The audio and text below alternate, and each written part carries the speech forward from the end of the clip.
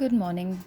आज हमारा next topic है परिमयकरण, जिसे इंग्लिश में रैशनलाइजेशन बोलते हैं। रैशनलाइजेशन या परिमयकरण, जैसे कि इसका टर्मिनोलॉजी हमें बता रहा है, परिमयकरण मतलब परिमय करना।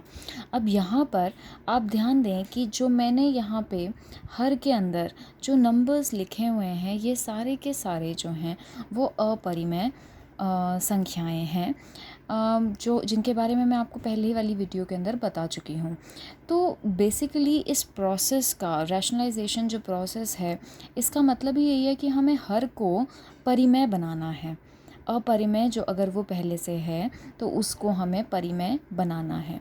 अब पहला वाला क्वेश्चन जो है, जिसमें कि सिर्फ हमारे पास में एक ही पद है, √5, अगर इस तरह का हमारे पास में क्वेश्चन आता है तो हमें बहुत सिंपल एक काम करना है।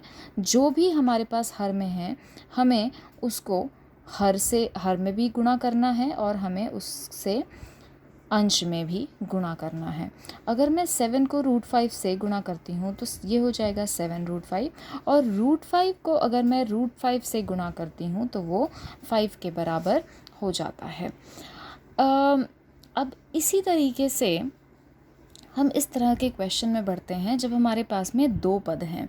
यहाँ पर आप देखिए कि अंश में एक ही नंबर है और हर के अंदर हमारे पास में दो पद हैं, जिनके बीच में जो साइन है वो क्या है, माइनस।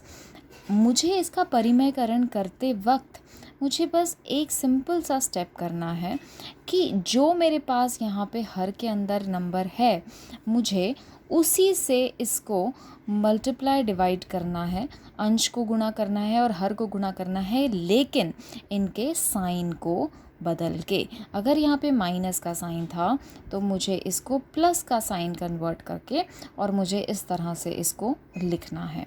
अगले स्टेप में हम देखिए क्या करेंगे।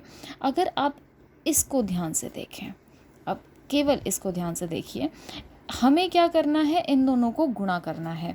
और यहाँ पर ये देखिए एक फॉर्मूला बन रहा है a minus B into a plus B का, जहाँ पे a है √5 और b है √3।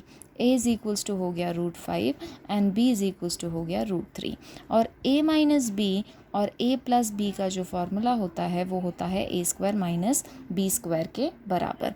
तो अब इसको मैं क्या लिख सकती हूँ, पहले हर को ही सिंप्लीफाई करते हैं। तो a² मतलब √5 का स्क्वायर माइनस b² मतलब √3 का स्क्वायर। और अब अगर अंश को हमें लिखना है तो यहाँ पर सिंपली हमें इस तरह से इसे ब्रैकेट में गुणा करके लिख लेना है। अब हर को ही पहले सिंप्लीफाई करते हैं।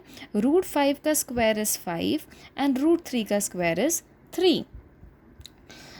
और अगर मैं इसको ब्रैकेट ओपन करूँगी, सो नाउ अंश में क्या हो जाएगा, 3 √5 के साथ मल्टीप्लाई हो गया, प्लस 3 जो है वो √3 के साथ मल्टीप्लाई हो गया। एक और क्वेश्चन देखते हैं। यहाँ पे हम इस तरह से देखिए, यहाँ पे जो हर के अंदर है नंबर, उसमें यहाँ बीच में क्या साइन है, प्लस का। और बच्चों मैंने क्या बताया कि आपको उसका साइन चेंज करना है। तो अब मैं अगर इसको गुणा और भाग करूँगी तो किससे भाग करूँगी, √2 - 1 से। √2 - 1 से मैंने अंश को भी गुणा करना है और हर को भी। अब सेम इसी तरीके से यहाँ पर भी a plus B a minus B का फॉर्मूला बन रहा है, जो कि बन जाएगा a² माइनस b² का। और ऊपर हमारे पास, क्योंकि देखिए दोनों सेम ही चीज़ आ गई, √2 - 1 √2 - 1, तो क्या मैं उसे √2 - 1 का होल स्क्वायर लिख सकती हूँ, बिल्कुल। और यहाँ पर मैं a minus B whole square का फॉर्मूला लगा दूंगी, a minus B whole square का फॉर्मूला। नीचे हर में √2 का स्क्वायर इज़ 2 और -1 का स्क्वायर इज़ 1। और जब यहाँ पर हम a minus B whole square का फॉर्मूला लगाएंगे, a माइनस बी का होल स्क्वायर का फॉर्मूला होता है a² plus b² minus 2ab। अब मैं अगर ये फार्मूला यहाँ पे लगाऊंगी तो हो जाएगा √2 का स्क्वायर प्लस 1 का square minus 2 into √2 into 1। So this will be equal to √2 का स्क्वायर इज़ 2, 1 का स्क्वायर इज़ 1, माइनस इसको मल्टीप्लाई करके लिखेंगे तो ये हो जाएगा 2√2 एंड 2 - 1 इज़ 1। थोड़ा सा और सिंप्लीफाई कर लेंगे तो हमारे पास आंसर आ जाएगा 3 - √2। अब देखिए यहाँ पर इधर हमने बीच में ये छोड़ दिया था, ये हो गया 3√5 प्लस 3√3/5 - 3 = 2। देखो अब हमारा जो पर्पस था वो सॉल्व हो गया है। यहाँ पर भी जो हमारा हर है वो एक परिमेय संख्या बन गई, यहाँ पर हमारा जो हर है वो 1 है, वो भी एक परिमेय संख्या है, और यहाँ पर भी जो हमारा हर है वो है 5, जो कि एक परिमेय संख्या है। तो परिमेयकरण का main reason of doing it जो है, मेन कारण जो करने का है, हमें हर को अपरिमेय नहीं रखना है, हमें उसे परिमेय बनाना है।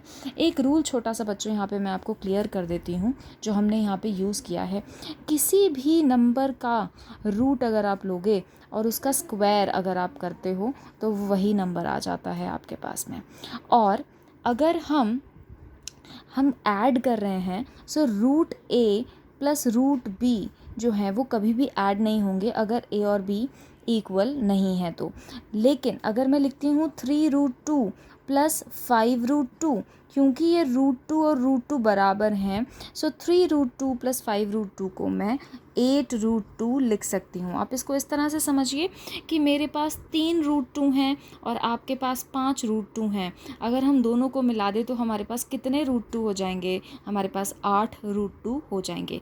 लेकिन अगर मेरे पास 1√2 है और आपके पास में 2√3 हैं, और अगर मैं उनको जोड़ूं तो उनको मिला के मेरे पास में कुछ नहीं बन सकता, क्योंकि इनके रूट्स अलग हैं तो हम उन्हें ऐड नहीं कर सकते।